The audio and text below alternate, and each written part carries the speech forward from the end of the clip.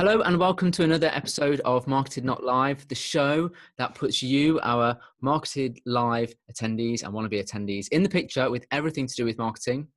So if you're into social media and you want to know a bit more about search, or maybe you're into search and you want to know a bit more about, branding or PR, then this is the show for you.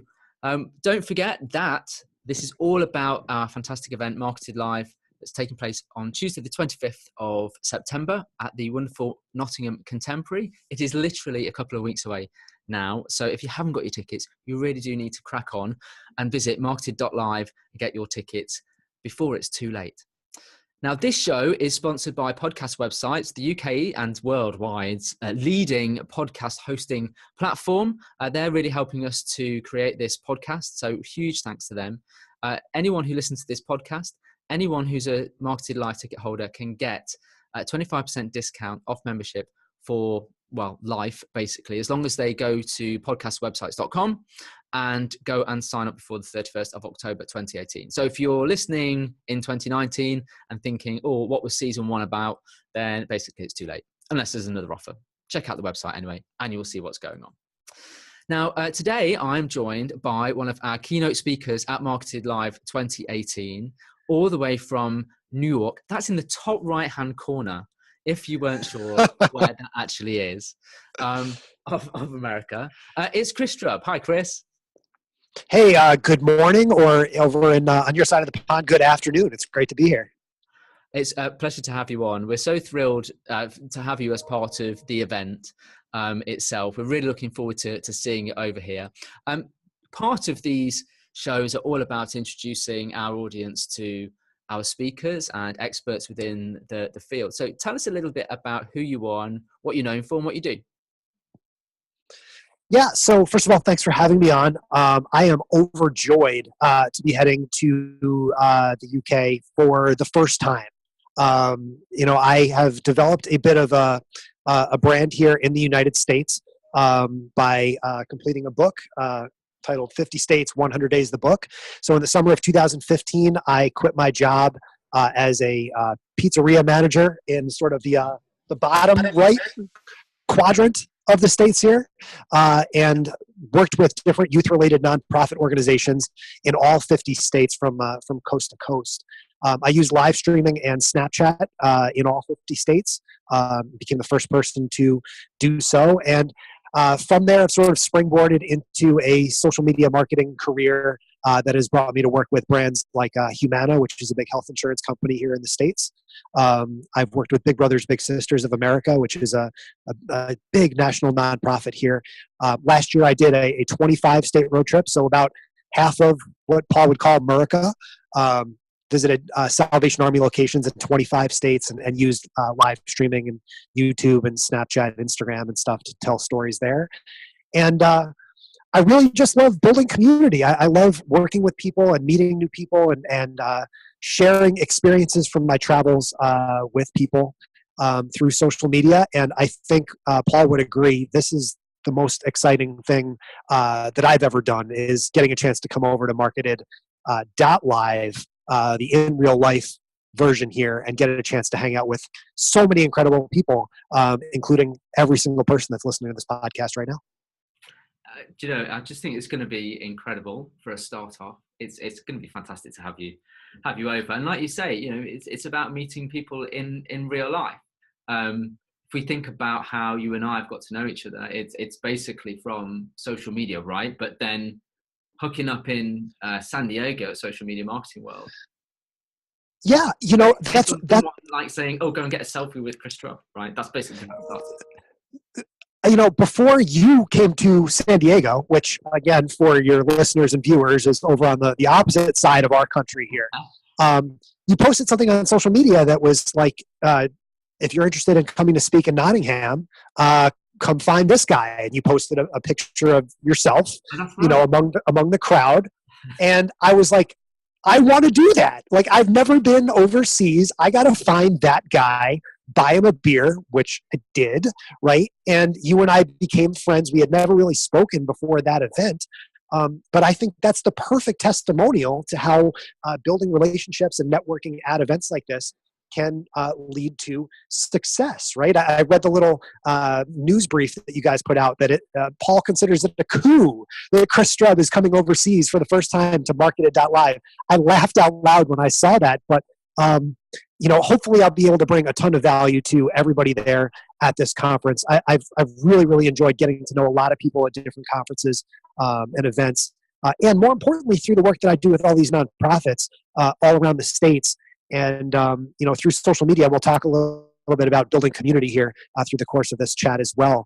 That my network of friends has really grown from, the people in my neighborhood here down the street to the people, around New York.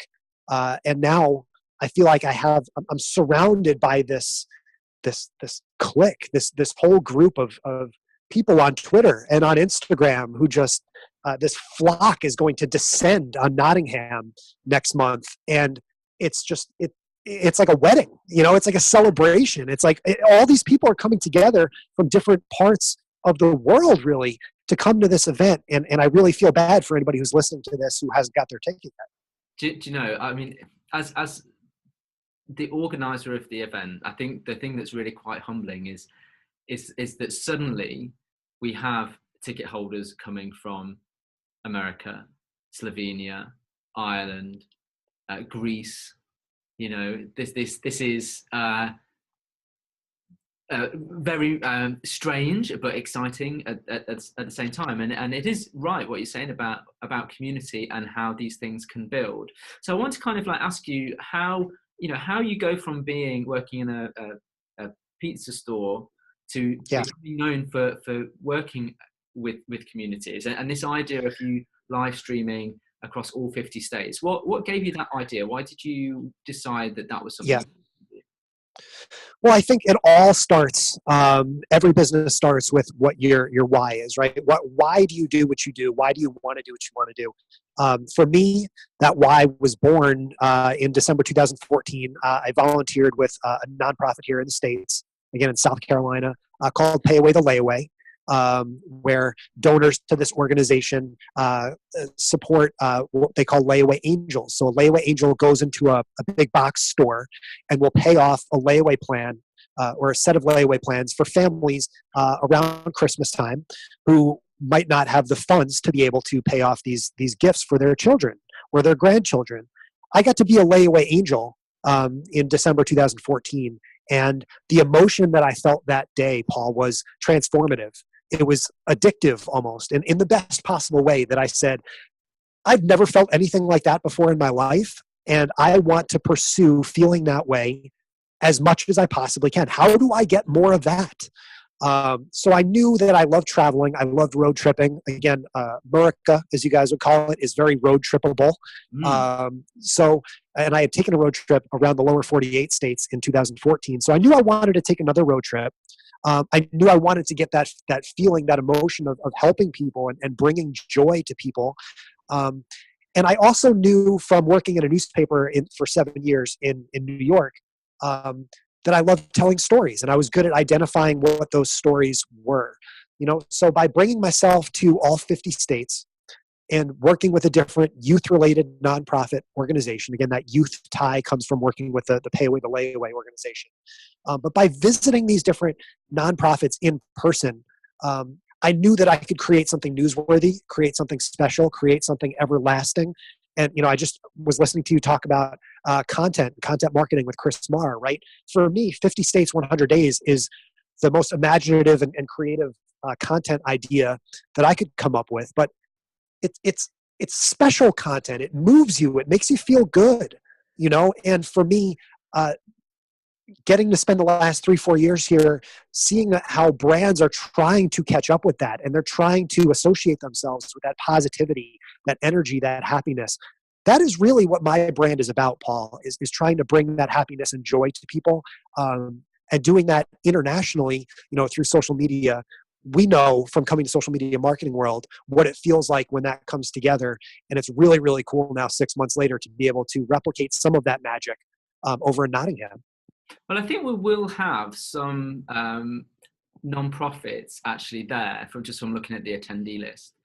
But let's imagine that obviously, well, we're going to assume that those people will take a lot away from your session, right? What can, say, a more commercial organization take away from that particular story in terms of, you talk about emotion, you talk about building that community.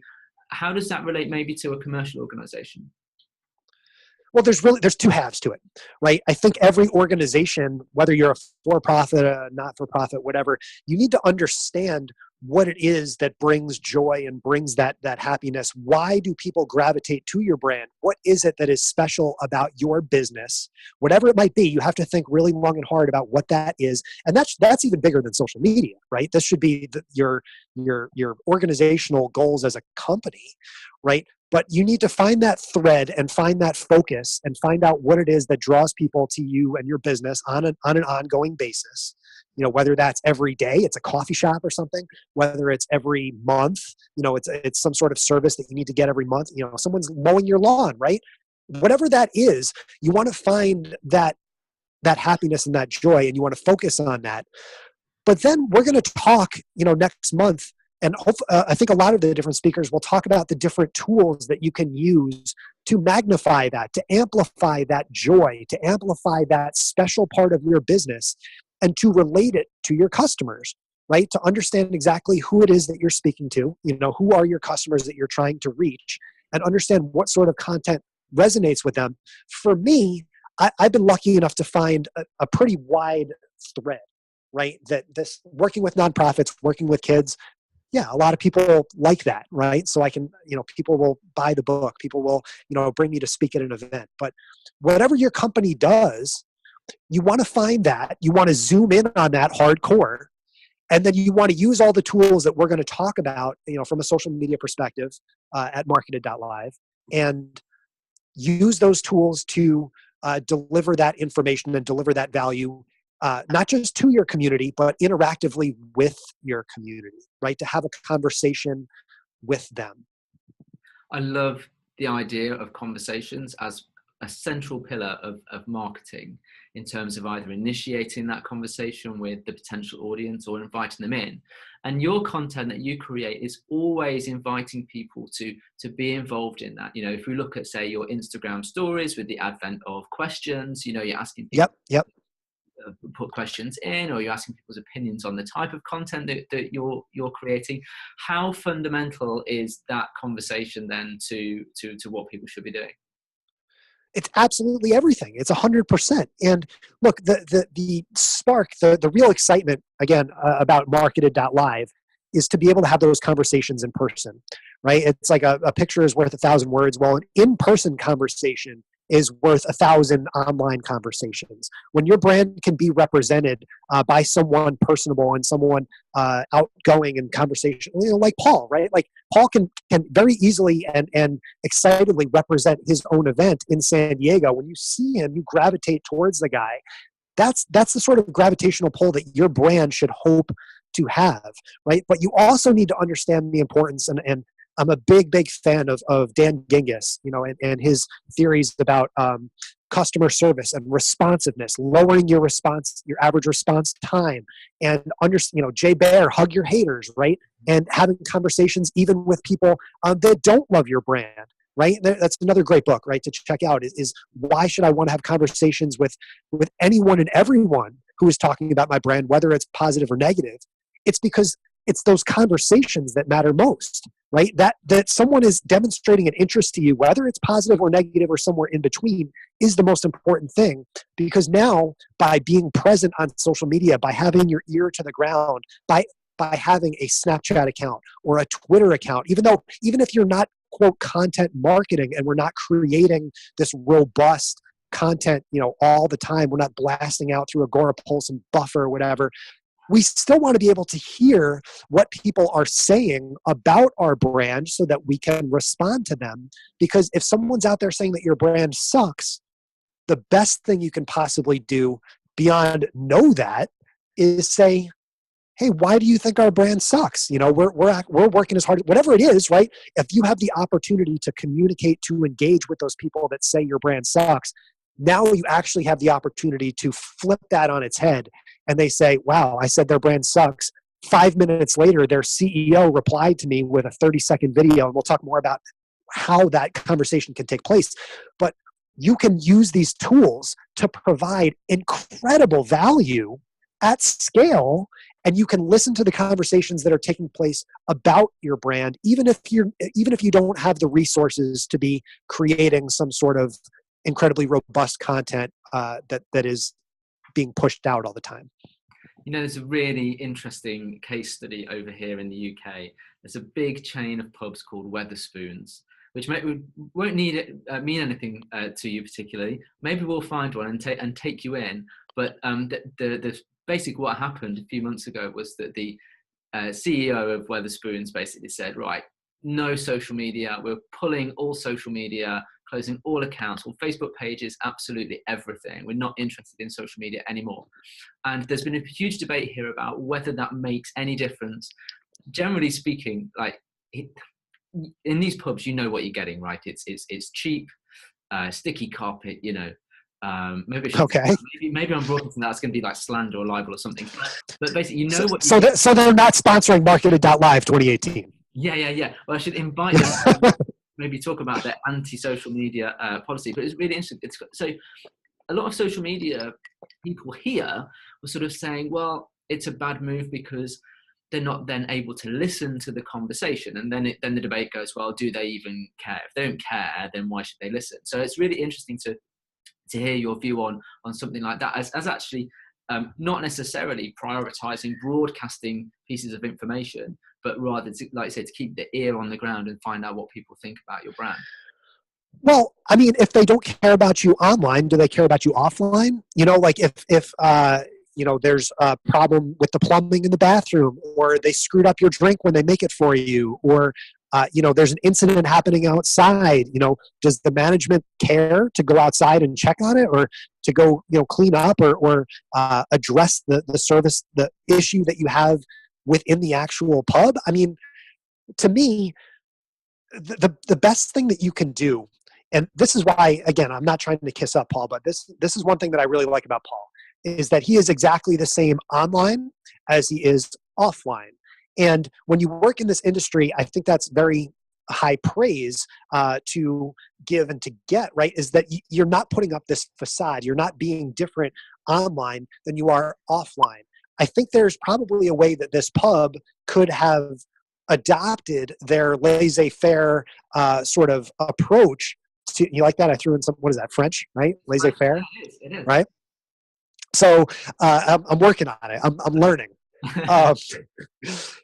They could have adopted that same personality online that they choose to adopt offline. Again, you don't need to be content marketing and pushing things out all the time, and trying to create that idea of perfection through your crazy photographs or videos or whatever, to be able to listen to what people are saying, right? And I can't tell you, one of my favorite brands to connect with is American Airlines.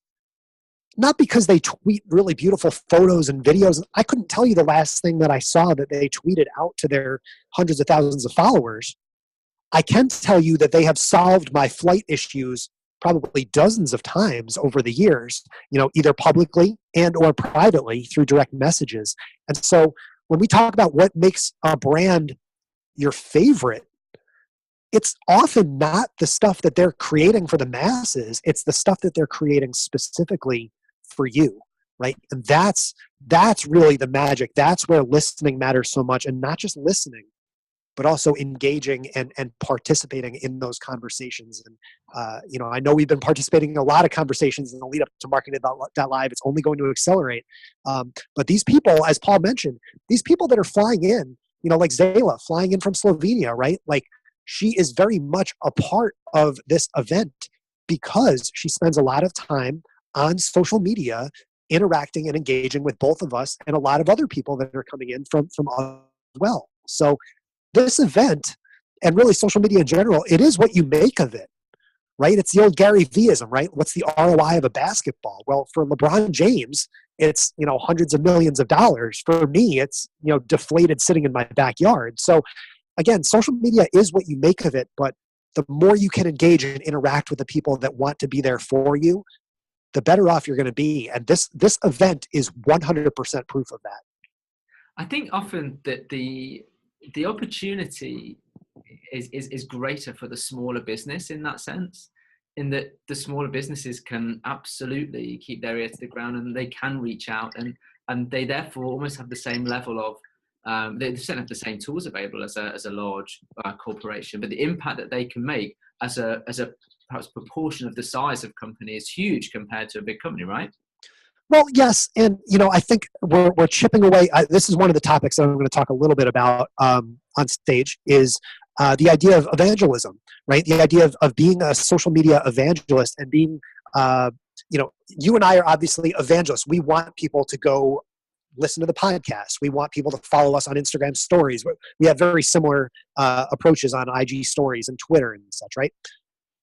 But I think one area where all businesses of all sizes, but especially small businesses, can grow is encouraging their customers, especially in brick and mortar, to follow them and not just follow, but engage with them on social media, right? If you're running a bakery or, you get your hair cut, stuff like this, like where you don't come in every day, you can still continue the conversation with all of your customers on an everyday basis, where you reach a point where your customers forget that there are other bakeries in London. They forget that there are other places to get your haircut or other pubs, because you become that one go-to resource for them, throughout the whole month, throughout the whole year, because you're becoming friends with them. And one thing I think that scares people away sometimes is, oh, that's not scalable. That's not scalable.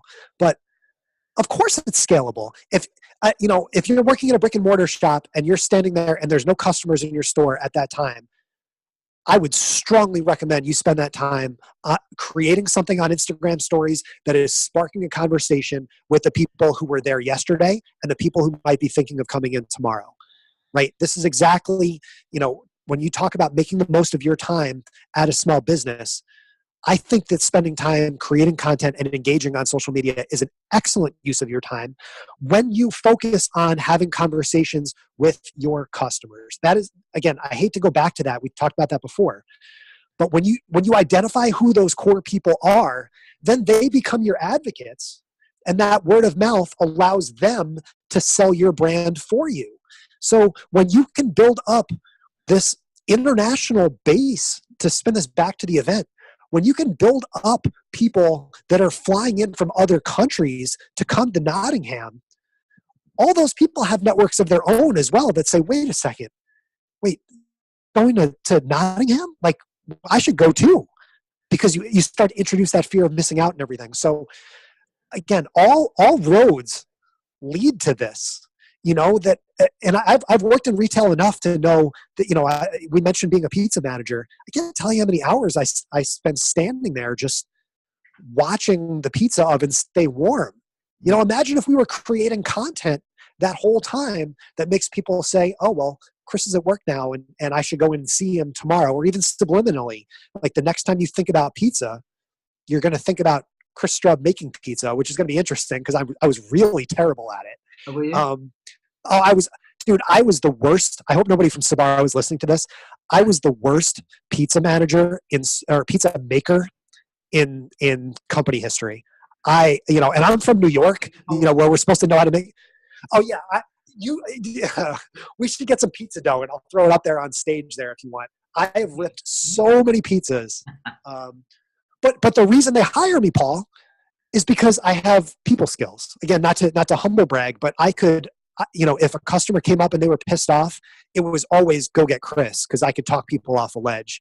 I could sell, I could upsell. Like, I got that part down, but the pizza part, maybe not my strong suit.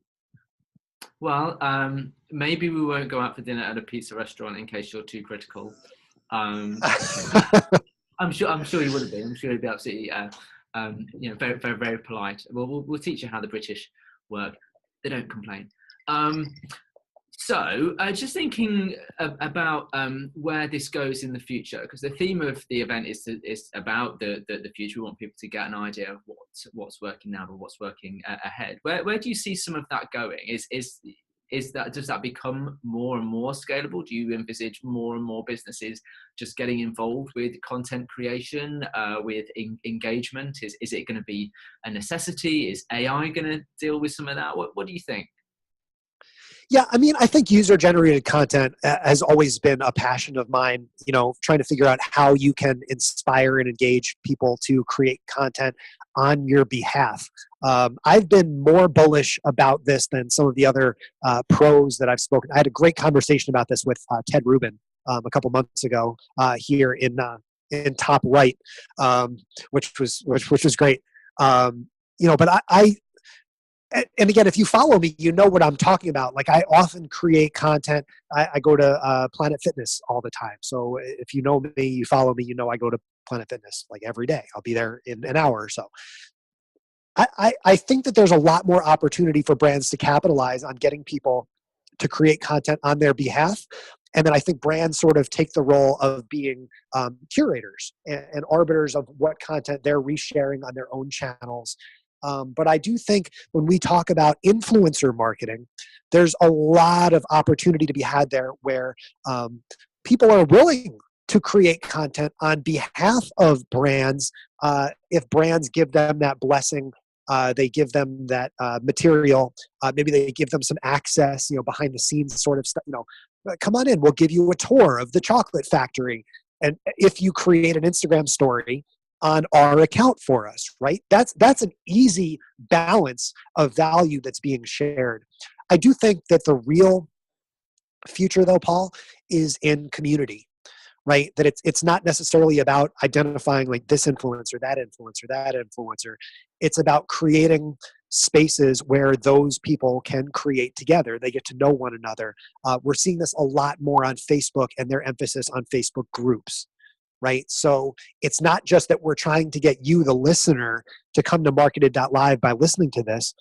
We'd love to have you come join our Facebook page where you can see other people in our Facebook group, where you can see who all the other attendees are. And then that becomes sort of a no-brainer, right? That I have to go to MarketEd.Live. You're listening to this in October. Oh, well, I have to go to Social Media Marketing World in February because everybody else is going to be there, right? So I think that the future of social business is really community, and how those people can come together, share common bonds, and help lift up these brands. And brands need to take that responsibility seriously to be the leaders of these communities. Because, again, not to drone on here, but if you as your brand are not the leader of your community, somebody else is going to somebody else is going to become that leader. Right? Somebody else is going to create that Facebook group on behalf of your brand, where if you have that power, you need to own that power before somebody else does. So I love user-generated content. I love thinking about the power of communities and how we can bring people together. And I'm incredibly excited to meet everyone that is part of this MarketEd.Live community a month from tomorrow. It's that soon. We are, I think, looking it is soon. So much to exploring that in more detail in a month's time as we record this. Okay, let me give you some quick fire questions just to Sure. wrap up our conversation. See where this goes. Who knows? Different people have responded to these in different ways. So first question would be, thinking about the work that you do now with various organizations, but also, think back to your pizza days. I don't mind. What's the strangest, oddest, weirdest thing that you've ever worked on, or have even like been proposed to you that you do that maybe you've kind of gone, not sure that's for me? Well, I love looking over your shoulder there to our inflatable friend, Alan.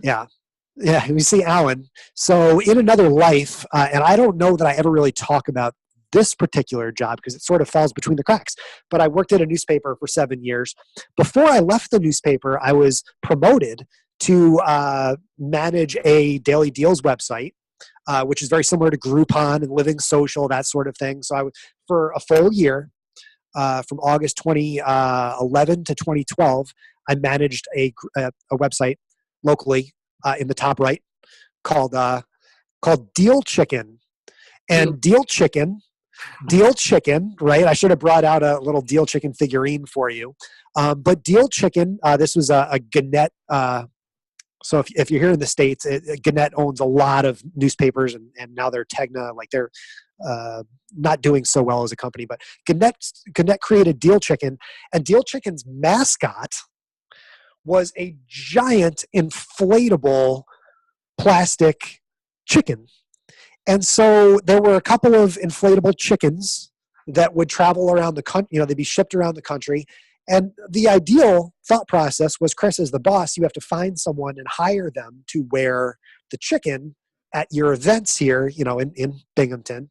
And so I did, I hired a guy who did it a few times, and it was fun. But there were definitely a couple of events where I was like, well, I'm the boss. I got to put the chicken suit on, right? So if you dig way back on my Facebook photos, you're going to see the enormous inflatable chicken actually running in a mascot race at a baseball game, right? Baseball is like American cricket, right? At a baseball game. We would call it rounders, which is slightly different. Right? So there's a giant inflatable chicken. I was this close to falling face first and probably deflating this chicken in front of like 3,000 fans in Binghamton. Totally would have got fired because you're not allowed to run in the chicken suit and everything. So don't tell my old bosses that I ran in the chicken suit. But I mean, big, and this is the middle of the summer, right? This is August here. I got to remember to translate to Celsius, 30 something Celsius here in the States, which is a lot. Mm-hmm. And just running full speed in a chicken suit that has like an inflator and a fan and all this stuff inside. So I would say sprinting in a giant inflatable chicken suit. How's that? Well, that gives me lots of ideas for our social stuff as we see you next month. Prepare yourselves. You'll wish you hadn't told me that story. Okay, so let's another quick question. Let's think about the speakers that are also going to share the stage with you in September in Nottingham. Is there anyone particularly you're looking forward to seeing or have an interest in listening to? Yeah, I mean, I mentioned before, I was listening to the Chris Marr episode this morning, and you can tell that I love talking about content marketing and the idea of how content exists and why we create content and how all of that plays together. I'm sure we'll have a great conversation over a pint or two. But I got to be honest with you, I am incredibly excited to see this group of about 18 people on Twitter who are all coming to MarketEd.Live, who have just been on this Twitter thread for months, right? You and I are both on this Twitter thread. We've mentioned a couple of people here throughout the course of our broadcast, but when we talk about staying top of mind, when we talk about really making the most and making an event yours, to me, this event feels like this international reunion of all of these incredible marketers in their own rights that are coming. I assume they're all flying, but the Ben Robertses, the Zaylas, right? The Irenes, like, the Natashas, right? Like all of these people coming to Nottingham to participate in this. I guarantee this is how it's going to play out, right? Because this happens to me at events all the time. There's going to be the crowd, and a lot of the crowd is going to be sitting there quietly, watching, listening, taking notes. And then in the corner of the room, or on like one side of the room, you're going to see like 20 people, many of whom have never met before, but it's going to be like a high school reunion where they're just, dancing and singing and drinking and like, they're just overjoyed to see one another. There's hugs and tears and selfies and videos and all of this stuff. And that's why I think it's so important to really jump in now. When you're listening to this podcast, take a look at what's happening on Twitter. Take a look at the electricity that's happening there. Take a look at what's happening on Facebook and in these groups where these people are coming to this event and they're going to learn. They're going to get a lot out of listening to the speakers and everything. But for them, just knowing that they're going to be there together is the real special part of it. So the larger you can make that group, and we want everybody to be part of this clique, right? This niche, right? Because again, there'll be people there that have no idea what I'm talking about, and there'll be people there that are like, this is the coolest thing that I've ever attended in my entire life. And I encourage everybody that's listening to this, not only to get your ticket, but to check out and to tweet to me, and I'll introduce you to this group. And you'll see and you'll feel that excitement, that electricity, that energy, where this whole event is just going to be one day long high, because you're going to be surrounded by people that know and love you in advance. I hope it lives up to that the expectation of that description. Certainly that Twitter conversation is truly monumental in terms of volume and numbers of people and the conversations that are going on. So I know that there is a huge amount of excitement about the event and about people coming together and about seeing you. Chris, that's all we've got time for our session today, but I just want to say thank you so much for being on the podcast. Thanks so much for coming in advance from Top Right, which is now the official name. You know, we really could do a whole nother podcast, and we'll do a Facebook Live and stuff. Paul and I have been talking about this event since February, but I can't wait to really learn so much more about the UK and everything. I am so grateful. You have no idea, my man. This is a dream come true. I cannot wait to get over there, to hang out, spend more time with you. We're going to do a little exploration of Europe. I don't know exactly where, France and Wales and all these different places are, but we're going to figure it out. But Paul, this has been a pleasure, man. Thank you so much. Thank you. Thanks for coming on. So that's all for this week. Remember, if you do want to get a ticket to MarketEd.Live, then all you've got to do is go to MarketEd.Live, go and click on buy a ticket, quick, whilst you can. If you've got any questions, just either chat to our bot on the website. It's there. It's a concierge service, so it should be able to answer any questions you need. Drop us a line at hey@marketed.live, and the team are ready to answer any questions you have about getting there, tickets, discounts on the hotels, on the trains, the lot.